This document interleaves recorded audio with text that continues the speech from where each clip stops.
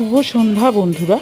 আপনাদের যেরকম সোজা রথের দিন আমি আমার সাথে রথ দেখিয়েছিলাম, উল্টো রথে নাকি সেই দিন সেই উল্টো রথ যাওয়া না দেখালে পুণ্য পুরো হয় না।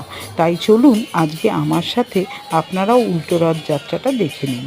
আমার বাড়ির নিচ দিয়েই যখন রথ যাচ্ছিল, আমি আপনাদের কথা ভেবে রথের যাওয়ার একটা ভিডিও তুলে রেখেছি, যেটা আপনাদের সাথে শেয়ার করব।